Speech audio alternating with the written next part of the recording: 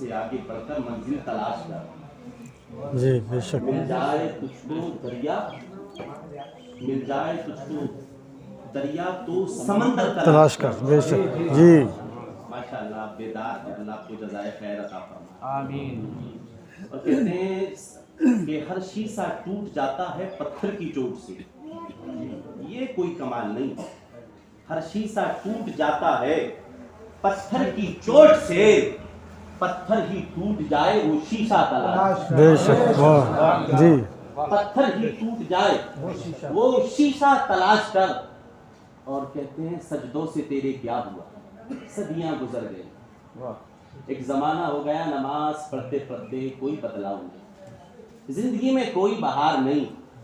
ماہ رمضان یوں آتا ہے چلا جاتا ہے، لیکن مسلمان ہے. فرسٹ روزے سے پہلے اس کی جو کنڈیشن ہوتی ہے 30 روزے رکھنے کے بعد ہی وہی کنڈیشن ہوتی ہے. کہتے کیا کیسی نماز پڑھ رہا ہے، کیسے روزے رکھ رہا ہے، سجدوں سے تیرے کیا ہوا، صدیاں گزر گئیں. دنیا تیری بدل دے وہ سجدہ تلاش کر. سبحان اللہ. دنیا تیری بدل دے وہ سجدہ وہ سجدہ تلاش کر. اور ایمان تیرا لٹ گیا رہزن کے ہاتھ سے، ایمان تیرا بچا لے وہ رہبر تلاش کر. ایمان تیرا بچا لے وہ رہبر تلاش کر. 2-3 شعر میں حضور کی نعت کے آپ کی سماعتوں کی دہلیز پر، اور بہت تیزی کے ساتھ مختصر سے وقت میں ایک پیغام، اور اس کے بعد پھر حضرت کی تقریر میں اور آپ سب سنیں گے انشاءاللہ. ہر عاشق رسول کی ایک تمنا ہوتی ہے کہ مدینہ دیکھنے کو مل جائے. یقیناً انہیں نہ دیکھا تو کس کام کی ہے یہ آپ. جی جی بے شک. تڑپ یہ رہتی ہے کہ گناہ کیے ہیں، یہ دل جو ہے گناہوں سے سیاہ ہو چکا ہے. میرے حضور نے فرمایا تھا نا کہ جس نے میری قبر کی زیارت کی اس پر میری شفاعت واجب ہے. اللہ کے رسول صلی اللہ علیہ وسلم فرمایا. اب اس حدیث پاک میں یہ حکم عام ہے. یہ نہیں فرمایا کہ نمازی آئے تو اس پر میری شفاعت واجب ہے، یہ نہیں فرمایا کہ حاجی آئے تو اس پر میری شفاعت واجب ہے، یہ نہیں فرمایا کہ زکوٰۃ دینے والا آئے تو اس پر میری شفاعت واجب ہے. فرمایا جو بھی آئے، جی بے شک. جو بھی آئے اس پر میری شفاعت واجب ہے. تو گناہ بڑے کیے ہیں، دن اور رات یہ تمنا رہتی ہے کہ کاش وہ دن آئے اور حضور کے روزے کی زیارت ہو. اور نہ یاد رکھنا نماز پڑھنے والے کا اپنا مقام ہے، زکوٰۃ دینے والے کا اپنا مقام ہے، روزے رکھنے والے کا اپنا مقام ہے. میں بات یہاں تقابل کی نہیں کر رہا ہوں، لیکن یاد رکھنا نعت ایسی پسند ہے کہ میرے مصطفیٰ نے اپنی ظاہری حیات میں بھی نعت پڑھنے والوں کو انعام دیا اور باقی وصال بھی نعت پڑھنے والوں کو انعام دیا. اور میری تحقیق میں 3 مرتبہ اس سے زائد بھی ہو سکتا ہے. ہاں اللہ کے رسول صلی اللہ علیہ وسلم اور جب حضور موڈ میں آتے اور حضرت حسان تازہ اشعار حضور کی بارگاہ میں لے کر حاضر ہوتے، اجازت طلب کرتے، یا رسول اللہ تازہ اشعار تیار ہو گئے، اجازت ہو تو پھر میں سناؤں. حضور فرماتے رکو، ابھی منبر بچھاتے اور پھر حضرت حسان کو اس پر کھڑا کرتے، آپ تلے بیٹھتے، حضرت حسان مصطفیٰ کی نعت پڑھتے، آقا سن کر خوش ہوتے، دعاؤں سے نوازتے، انعام و اکرام سے نوازتے. تو نعت پڑھنا یہ صحابی کی سنت، نعت سن کر خوش ہونا، دعاؤں سے نوازنا، انعام و اکرام سے نوازنا یہ میرے سرکار کی سنت. میں اس لیے پڑھتا ہوں کہ نعت اگر تقریر اگر تلوار ہے تو نعت اس کی دھار ہے، اور یہ کسی دنیا دار کی پسند نہیں، مدینے کے تاجدار کی پسند ہے. اور ہماری تو یہی آرزو ہے کوئی خوش ہو یا نہ ہو لیکن مدینے والا خوش ہو جائے. تمنا کاشی حضور کی دہلیز پر کیا کہہ رہا ہوں، اور آپ سب پڑھیں گے کیا تمنا ہے. یہی میری حسینہ، یہی ہے تمنا، یہی میری حسینہ، یہی ہے تمنا، حضور آپ کو دیکھنا چاہتا ہوں. یہی میری حسینہ، یہی میری حسینہ،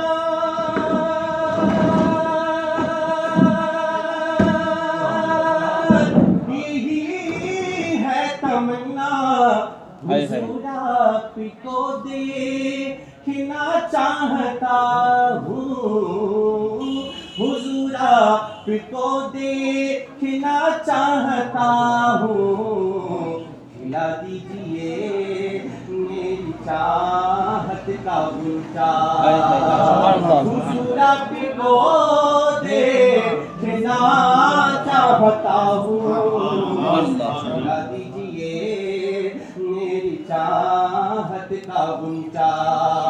مل کر پڑھ لیں، حضور آپ کو دیکھنا چاہتا ہوں، اور یہ تصور جمائیں کہ وہ سن رہے ہیں، اس لیے کہ ہم کسی مردہ نبی کی مردہ امت نہیں ہیں، ہم زندہ نبی کی زندہ امت ہیں۔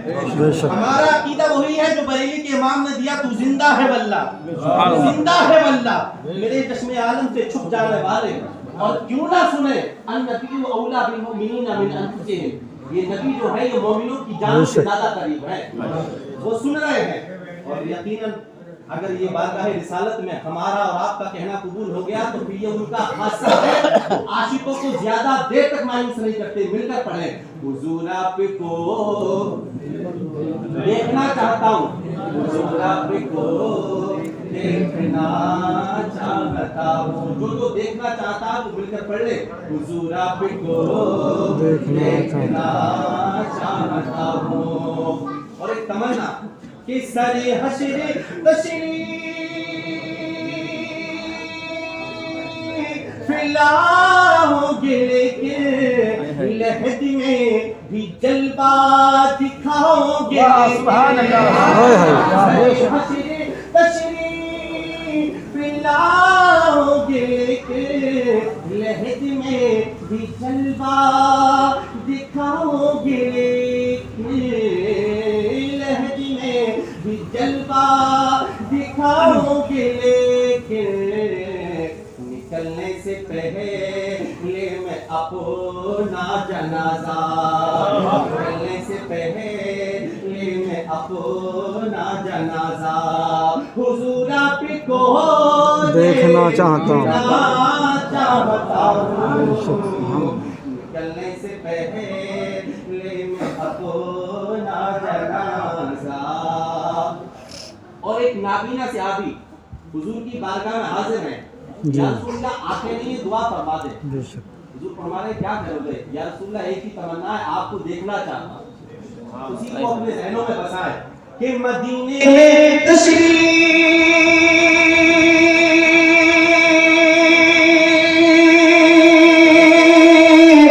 لائے صحابی واپس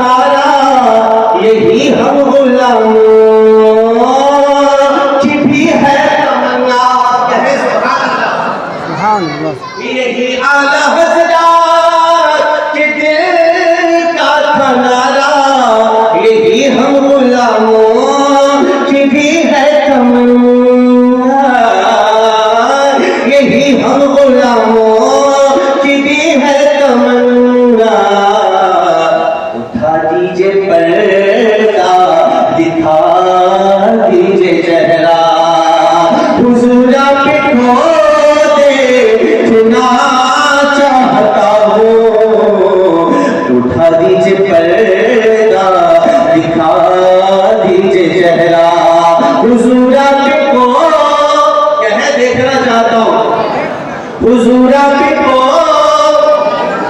آپ وہی بولے جو دیکھنا چاہتے ہیں، حضور آپ کو، حضور آپ کو دیکھنا چاہتا ہوں، یہی میری حسرت، یہی ہے تمنا۔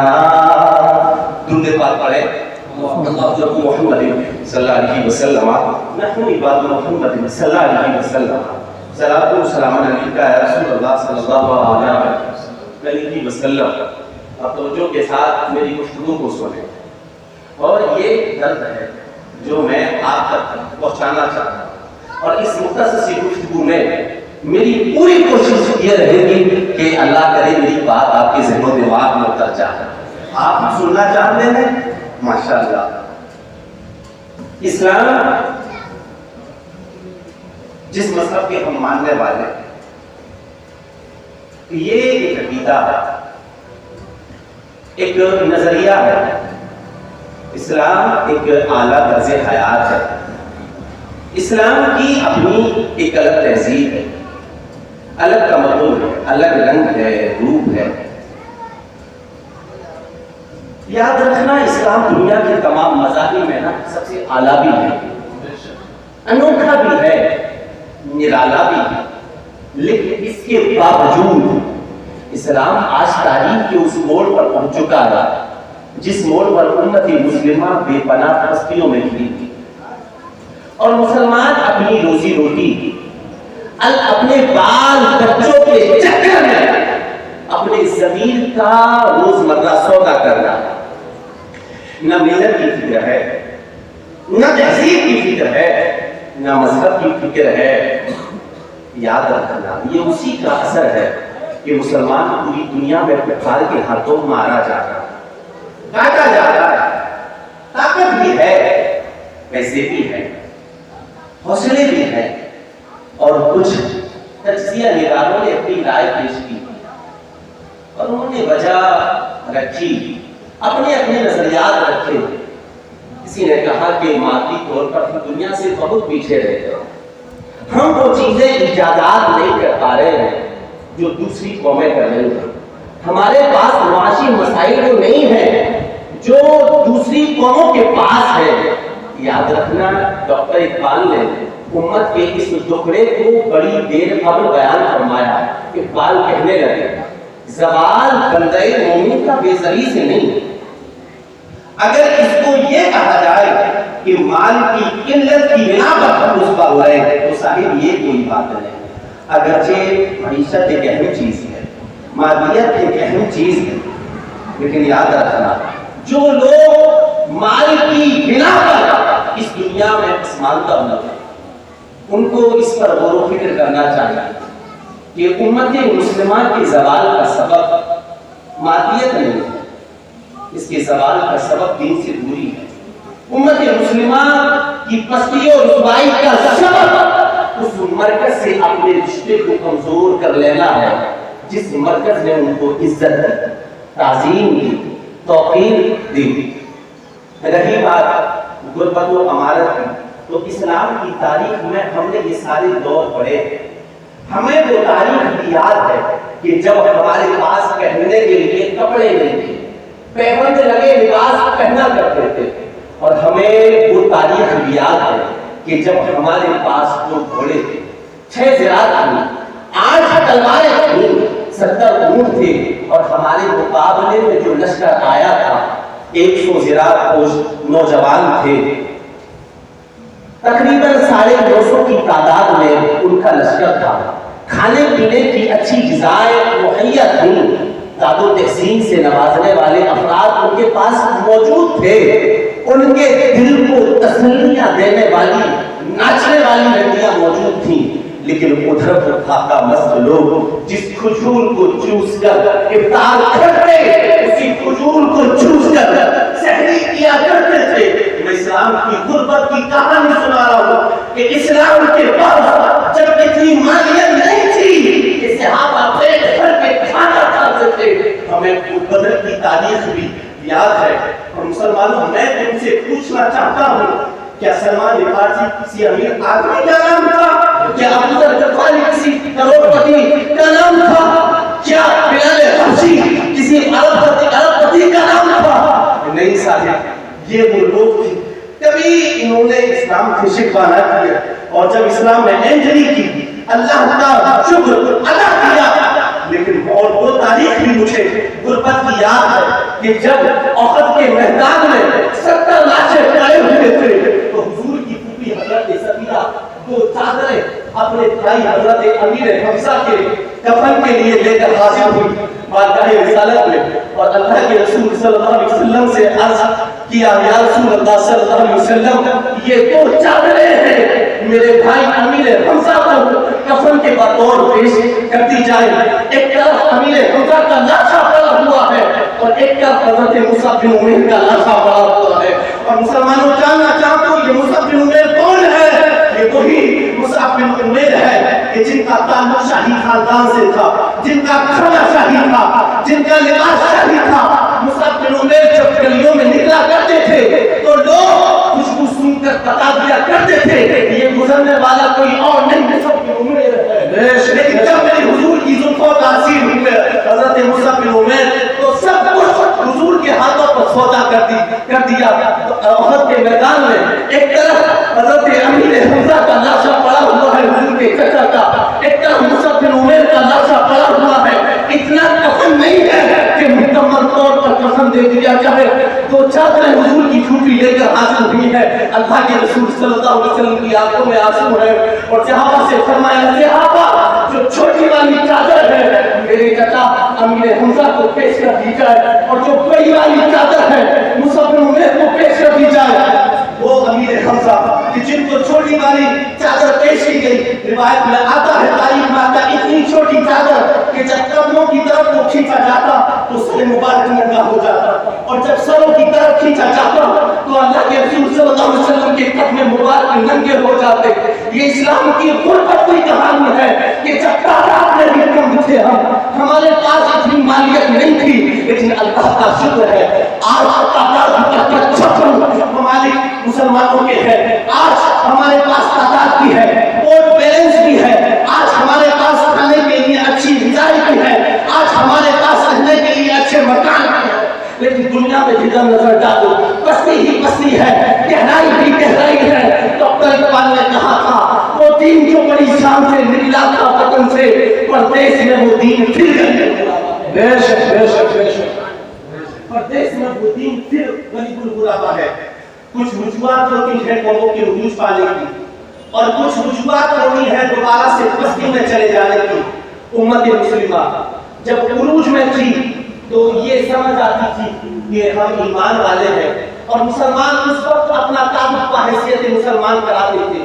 آج ہمارا تعلق ہماری برادری ہے، ہمارے قبیلے ہیں، ٹکڑوں میں بٹ گئے ہیں ہم، فرقوں میں بٹ گئے ہیں ہم۔ یاد رکھنا صحابہ کرام کی زندگی کو ہم ٹٹولتے ہیں، انہیں سب سے زیادہ اگر کوئی لفظ پسند تھا تو مسلمان کا تھا۔ انہوں نے جن جملوں کا انتخاب کیا تھا وہ جملے ایماندار کے تھے، اور صحابہ کرام سے جب بھی کوئی پوچھتا کہ کیسے حال ہے تو سب سے پہلے ان کا جواب ہوتا اللہ کا شکر ہے کہ ہم مسلمان ہیں۔ اس نے ایمان جیسی دولت دیتی ہے۔ اور جب یہ آیتیں کریمہ نازل ہوئی یا ایھا الذین آمنوا ادخلوا فی السلم کافہ، اے ایمان والو اسلام میں پورے داخل ہو جاؤ۔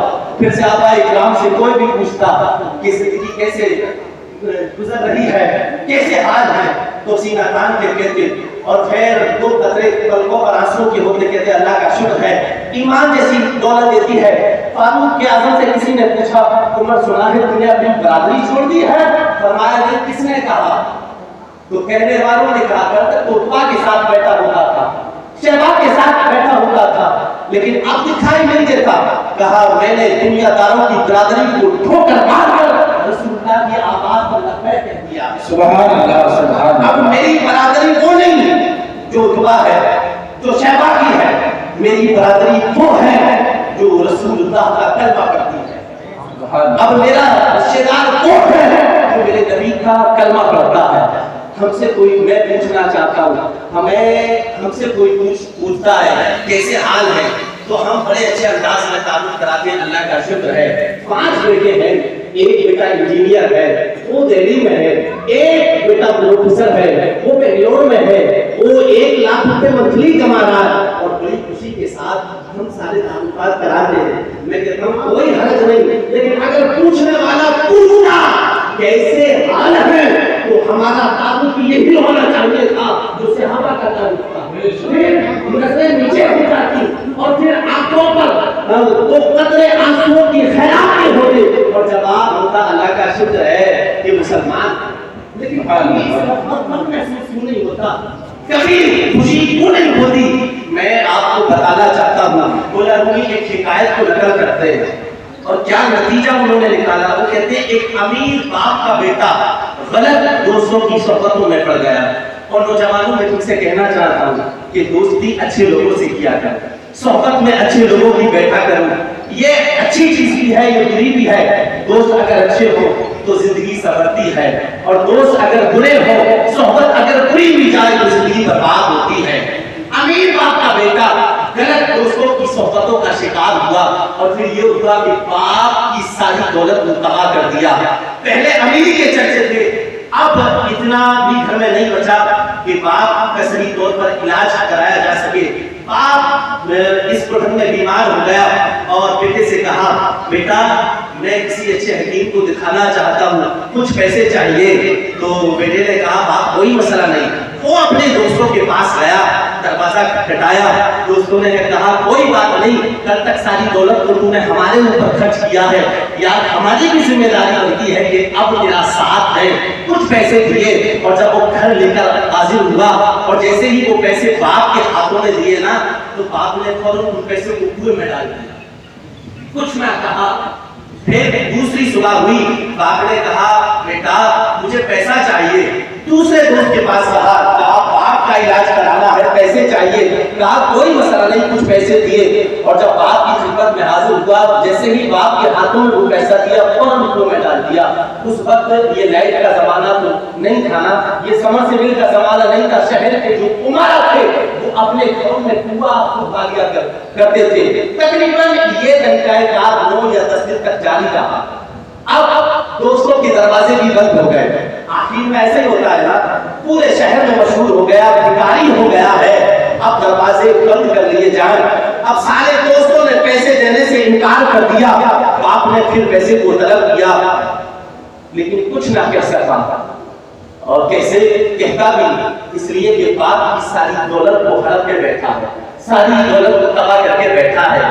جب سارے دوستوں کے دروازے بند ہوئے، صبح ہوئی اور دوسرے شہر کا رخ کیا مزدوری کرنے کے لیے، اس لیے کہ امیر کا بیٹا ہے، اپنے شہر میں تو مزدوری بھی نہیں کر سکتا، اس لیے کہ لوگ کیا کہیں گے چودھری کا بیٹا مزدوری کر رہا ہے۔ دوسرے شہر مزدوری کرنے کے لیے نکلا، صبح سے شام تک محنت کی، سر کا پسینہ پیروں کے نیچے ہو کے نکل گیا، ہاتھوں میں چھالے پڑ گئے، اور جب شام کو واپس ہوا باپ کے پاس تو باپ دل سے کہتا تھا کہ بڑی محنت کا پیسہ ہے نہ دے، لیکن فکر کہتی تھی یہ باپ ہی کا حق ہے، اس لیے کہ باپ کی ساری دولت کو تو نے تباہ کیا ہے۔ جیسے ہی وہ پیسے باپ کے ہاتھوں میں دیے، باپ نے فوراً اس پیسے کو کنویں میں ڈال دیا، اور جیسے ہی باپ نے اس کنویں میں پیسے کو ڈالا تو اس نوجوان کی چیخ نکل گئی اور کہا ابا آپ سٹیا گئے ہیں، ابا آپ سٹیا گئے ہیں، صبح سے شام تک محنت کی، تمہارے لال کے سر کا پسینہ پلکوں کے نیچے ہو کے نکل گیا، ابا ہاتھوں میں چھالے پڑ گئے، ذرا برابر بھی احساس نہ ہوا۔ کہا بیٹا آج کیوں چیخے؟ یہ سوال تو پہلے دن ہی کر سکتا تھا نا، تقریباً 9 دن سے لگاتار میں کنویں کے اندر پیسہ پھینک رہا ہوں، لیکن آج تو نے یہ کوشچن کیوں کیا؟ کہا باپ یہ پیسہ میری محنت کی کمائی کا تھا، وہ پیسہ ادھار کا تھا، اس لیے اس کی قدر نہیں ہے۔ آج یہ خون پسینے کی کمائی ہے تو اس کی قدر ہے، احساس ہو رہا ہے۔ باپ مسکرایا، کہا بیٹا یہی تو سمجھانا چاہتا ہوں کہ محنت کی کمائی کی کیا قدر ہوتی ہے، کیا قیمت ہوتی ہے۔ اور اللہ نے جب اس حکایت سے نتیجہ نکالا نا، اب ایک ایک اللہ دل کی تختی پر نوٹ کرنے کے لائق ہے۔ مولا رومی تڑپ گئے اور کہنے لگے کہ اچھا مسلمان، تو نبی کا کلمہ پڑھ کر اس لیے نماز نہیں پڑھتا کہ یہ دین تجھے فری میں ملا ہے، تو روزہ اس لیے نہیں رکھتا کہ یہ دین تجھے فری میں ملا ہے، سوفی کا ضمیر ہے کچھ اس لیے نہیں نکالتا کہ دین تجھے فری میں ملا ہے، زکات وقت پر اس لیے نہیں دیتا کہ یہ دین تجھے فری میں ملا ہے، اپنے بیٹوں کو عالم اس لیے نہیں بناتا کہ یہ دین تجھے فری میں ملا ہے، نبی کے جلسوں میں نبی کی حدیث سننے کے لیے اس لیے نہیں آتا کہ یہ دین تجھے فری میں ملا ہے۔ اللہ تجھے پیسہ دینا اور تو اپنے احساس کو جگانا چاہتا ہے، اللہ تجھے پیسہ دے تو مدینہ شریف کا سفر دے کر اور وہاں جنت البقیع میں جا کر سیدہ عاتقہ طاہرہ فاطمہ الزہرا رضی اللہ عنہا کی قبر پر حاضری دینا اور ان سے پوچھنا کہ سیدہ اس دین کی قیمت کیا ہے، تو سیدہ بتائیں گی نادان تجھے پتہ نہیں ہے، تجھے عقل نہیں ہے، پوچھنا چاہتا ہے، اگر سننے والا کلیجہ رکھتا ہے تو میں تجھے بتانا چاہتی ہوں کہ اس دین کی بقا کے لیے ایک نہیں، دو نہیں، تین نہیں، 72 جانشینوں کو کربلا کے میدان میں میرے لال امام حسین نے 72 جانشینوں کو قربان کیا۔ بے شک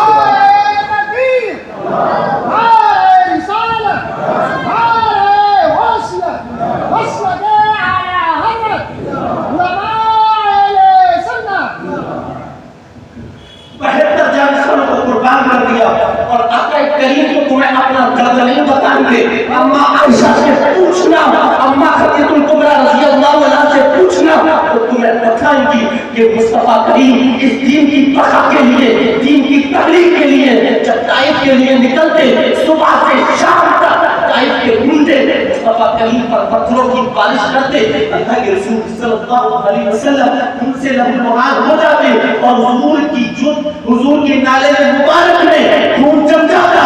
جب شام ہوتی دنیا دیکھتی کہ یہ مدینے والا اب طائف کے گردوں کے لیے دعا کرے گا، لیکن شام ہوتی مصطفیٰ کریم مسلح بچھاتے، ہاتھوں کو دراز کرتے اور دعا کرتے، اے اللہ میری قوم کو ہدایت کا نور دیتے ہیں۔ اگر چاہتے ہو تو اللہ تمہیں پیسہ دینا تو شام کا سفر طے کرنا اور وہاں جا کر عمار بن یاسر کی قبر پر حاضری دینا، تو تمہیں بتائیں گے لوگوں میری ماں کو اس دین کی بقا کے لیے قربان کر دیا، ابو جہل نے میری ماں کے پیشاب کے مقام پر نصف مال کا قتل کر دیا۔ ارے پوچھنا چاہتے ہو تو پوچھنا بلال سے کہ امیہ نے کون سا ایسا ظلم نہیں تھا جو بلال پر کیا نہ ہو، اور پوچھنا چاہتے ہو تو پوچھنا خباب سے۔ بخاری شریف کی حدیث ہے، یہ دو صحابی ایک حضرت بلال اور ایک حضرت خباب جب مسجد نبوی میں داخل ہوتے امیر المؤمنین فاروق اعظم ان کے لیے منبر چھوڑتے اور منبر پر ان کو بٹھاتے، اور جانتے ہیں عمر کون ہے؟ یہ کوئی ایک علاقے کے وفد نہیں، ایک ملک کے حاکم نہیں، 22 لاکھ مربع میل کے تلے درہا حاکم۔ بے شک 22 لاکھ۔ اللہ کے رسول صلی اللہ علیہ وسلم نے فرمایا کہ میرے بعد اگر کوئی نبی ہوتا نہ تو میرا عمر ہوتا۔ اور کون عمر؟ ان کے دور میں کیسے و کسرا کے بادشاہ خط لکھتے اور عمر سے ملنے کا وقت مانگتے تو عمر فرماتے تو یہاں سے اتنا وقت نہیں ہے۔ کون عمر؟ کہ جب جراسوں سے نکلتے تو پھر یہ ہے کہ شیطان بھی بھاگ جاتا۔ اور کون عمر؟ کہ جب انہوں نے اسلام میں نہیں کی تو پھر اذانیں کھل کر پھر نمازیں کھل کر۔ یہ عمر جب ان کی بارگاہ میں خباب آتے، بلال آتے، اور کون بلال؟